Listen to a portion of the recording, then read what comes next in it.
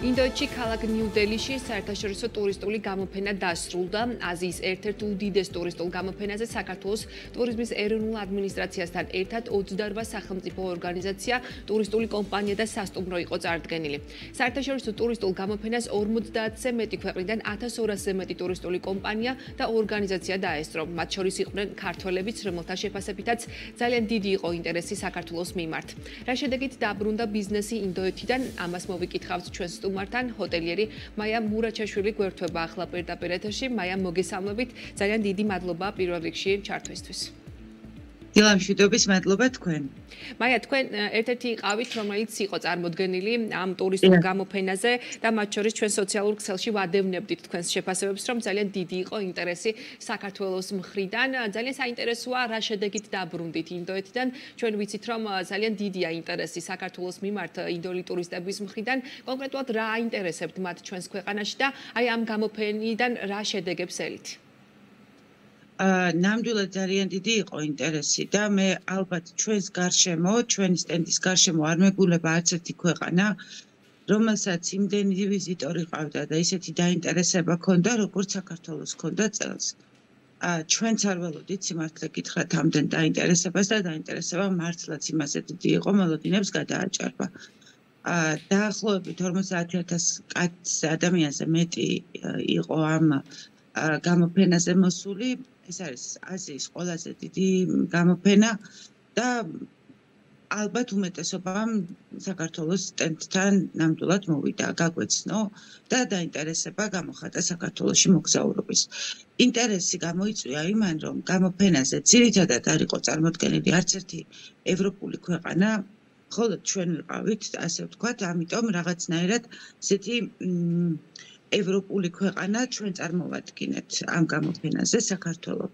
გარდა ამისა, უკვე დაწყებულია ძალიან აქტიური PR და გაცნობიტი კამპანიები საქართველოს ტურიზმის ადმინისტრაციის მხრიდან და ეს ძალიან კარგია, ამიტომ დაინტერესება ძალიან დიდი გამოიწვია ამან და ჩვენ მაშინვე პირველივე დღეს ვიბრძენით ეს დაინტერესება, მაშინვე მოდიოდა მეილები ჩვენს მეილბოქსებზე არ შეჩერებულა რეალურად და უკვე რაღაცა გარკვეული თარიღები, რაღაც გარკვეული ძროები, ჯგუფები უკვე არის მზად იმისთვის, რომ ამ წელს ვუმასპინძლოთ.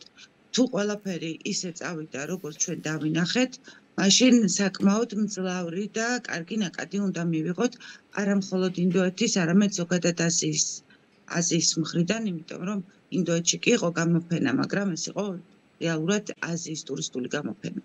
კი ბატონო, მაია, შესაბამისად ახალი კონტრაქტები თუ ჩანს აი ამ ასე ვთქვათ ინტერესის მიღმა და ასევე საინტერესო აი აზიიდან ტურისტებს ჩვენთან რა აინტერესებთ, რა არის მათი ინტერესის სფერო და ზოგადად მათი წილი თქვენს ასე ვთქვათ სტუმრებს შორის რამდენად დიდია და ზოგადად რამდენად მზარდი მიმართულება და რამდენად მაღალმხარჯველი ტურისტი მოდის აზიის ბაზრიდან. პირდაპირ კონტრაქტები როგორც ასეთი ამაზე ინტერესი უკვე დაწყებულია, მიმოწერები უკვე დაწყებული გვაქვს მეც და ჩემს კოლეგებსაც დარწმუნებული ვარ. აინტერესებთ ქვეყანა არის ძალიან ჩვენი ქვეყანა ძალიან სუფთა, ლამაზი, კულინარია ძალიან ბევრი საინტერესო გვაქვს, რაც შეიძლება მათ აინტერესებდეს და გარდა ამისა ჩვენ ევროპასთან შედარებით უფრო ადვილად მისაწვდომი ვართ და გარდა ამისა დანარჩენ დასავლეთ ევროპასთან შედარებით ცოტა ნაკლებად ძვირი. ანუ არც ისე ძვირი ვართ, როგორც ის ქვეყნები. ეს რა თქმა უნდა დაინტერესებას იწვევს. რამდენად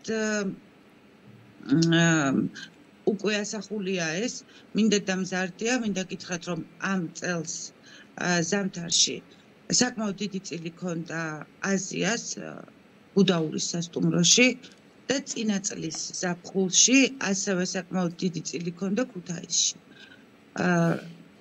იმიტომ რომ ჩინეთით შემოდის, უკვე ტაილანდი იწყებს შემოსვლას, ინდოეთი თავისთავად ცხადია, თუმცა ინდოეთს გარკვეული ბარიერი აქვს და აი არ ვიცი ეს ბარიერი როგორ იმუშავებს, იმიტომ რომ სავიზო რეჟიმი მთლად სრულყოფილად ვერ მუშაობდა აქამდე. დიახ, მაია, ამაზე აუცილებლად უნდა გკითხოთ, ანუ არის თუ არა ისევ პრობლემა ჩვენს საზღვარზე შემოშებასთან დაკავშირებით ინდოეთიდან ტურისტების, იმიტომ რომ ჩვენ საუბრობდით ამაზე წინა პერიოდში, მოგვარდა თუ არა ეს საკითხი საინტერესოა. იცით რა ეს საკითხი ჯერ კიდევ ბარიერია, ასე ვთქვათ და დგას დღის წესრიგში. მინდა გითხრათ, რომ აი ჩვენს მეზობელ აზერბაიჯანში და სომხეთში ეს პრობლემა არ არის, ამიტომ ძალიან დიდი ჯგუფები მიდიან და მინდა ვთქვა და ყოველთვის ყველა ჩემ ეთერში აღვნიშნავ, რომ ინდოეთი საკმაოდ მაღალხარჯველობით უნარიანია. თავარია ჩვენ ადგილობრივი კერძო კომპანიები რამდენად მყარად დავდგებით ფასების შენარჩუნებაში. აი ეს არის თავარი, თორემ ინდოეთი საკმაოდ მაღალხარჯველობით უნარიანია. აი ჩვენ მეზობელ აზერბაიჯანს, რომელსაც საერთოდ არ აქვს ეს ბარიერი და პრობლემა ვიზის, საკმაოდ დიდ ბიზნეს ტურიზმის წარმომადგენლებს მასპინძლობს, კონფერენციებს, ქორწილებს და მათი ქორწილები ძალიან ძვირია, რამოდენიმე ასეული ათასი დოლარი ჩდება და ასე შემდეგ.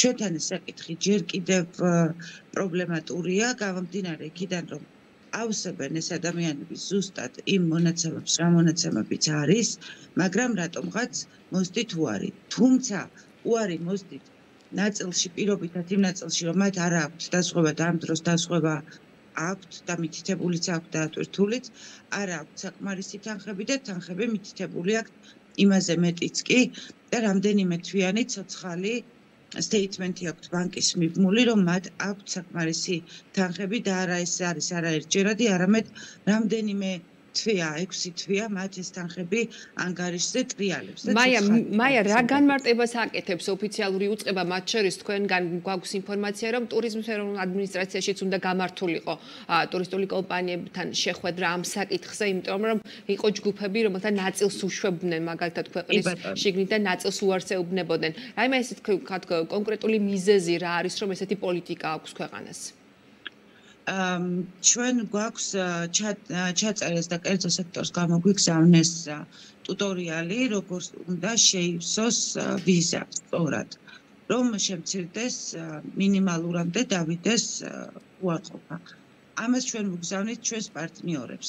ეხლა, როდესაც უკვე სეზონი იწყება, ეხლა ვნახავთ, რამდენად კარგად იმუშავებს ეს. თუმცა ჩვენ დავაფიქსირეთ უკვე, ვუთხარით, რომ რაღაცა გარკვეული ხარვეზები სავარაუდოდ უნდა რაღაცა სავარაუდოდ არა გარკვეული ხარვეზები აქვს და ვიზის გაცემას აკეთებს ხელოვნური ინტელექტი. ამიტომ სწორად უნდა იყოს, როგორც გითხრეს, აბსოლუტურად სწორად უნდა იყოს ყველაფერი შევსებული, იმიტომ რომ მას სწორედ ზუსტი ბრძანებები აქვს მიცემული. შესაბამისად, ჩაიწერა ტუტორიალი და გამოგვიგზავნა ყველა ჩვენთაგანს, ჩვენ პარტნიორებს გადაუგზავნეთ. აი ეხლა, როდესაც ეს მასიური ზაფხულში აქტიური შემოსვლა, როდესაც დაიწყება, დავინახავთ რამდენი იმუშავებს, იმიტომ რომ აი მე მაგალითად წუხელის გზაში რამოდენიმე ათეული ჯგუფი დამეწია მოთხოვნით სასტუმროებში, რომ უნდათ სასტუმროების დაჯავშნა. რა თქმა უნდა, თუ ამ ადამიანებს ისევ პრობლემა შეექმნებათ ქვეყანაში შემოსვლის, ეს ჯგუფები გაუქმდება, ამიტომ ეს ძალიან ყურადსაღებია. კი ბატონო, მაია, მოკლედ მინდა გთხოვოთ შეჯამება ზამთრის ტურისტული სეზონის, კონკრეტულად თქვენი სასტუმროების მაგალითზე რომ გითხრათ, როგორი სეზონი იყო წლევადელ წელს? საკმაოდ კარგი სეზონი იყო, მინდა გითხრათ. ერთი ის, რომ კლიმატურმა პირობებმა ნამდვილად გაგვიმართლა და იმაზე ადრე დაიწყო სეზონი, ვიდრე ველოდით. დეკემბრის დაახლოებით 10 რიცხვიდან სეზონი უკვე დაიწყო და როგორც წესი 15-20-ისკენ იწყება ხოლმე. და საკმაოდ ისეთი ინტენსიური და დატვირთული იყო. ყველაზე კარგი რაც იყო და რაც მე ძალიან ისეთი თვალში მომხვდა, დასავლეთ ევროპა არის ძალიან გააქტიურებული. და რომ გადახედოთ იმ სიას, რომელიც სიაც ჩვენ გვაქვს ჩვენს პროგრამაში, ძალიან ჭარბობს დასავლეთი ევროპა. ეს ძალიან სასიხარულოა. დასავლეთი ევროპა, აღმოსავლეთი ევროპა ნაკლებად მოძრაობს აზია ამ პერიოდში, თუმცა არიან, მაგრამ უფრო ცოტა ხნიანი, 1 და 2 დღიანი უბრალოდ თოვლი რომ ნახონ, მაგრამ მოსრიალი მაღალმხარჯველობით უნარიანი ტურისტები დასავლეთ ევროპიდან ძალიან მომძლავრებულია და ეს ძალიან კარგია. ზოგადად ნამდვილად ბევრად უკეთესი სეზონი იყო ვიდრე წინა წელს. კი ბატონო, მაია, წარმატებები თქვენ საქმიანობაში. მადლობა ინფორმაციის გაზიარებისთვის. მაია მურაჩაშვილი, ჰოტელიერი, საუბრობდა პირდაპირ ეთერში.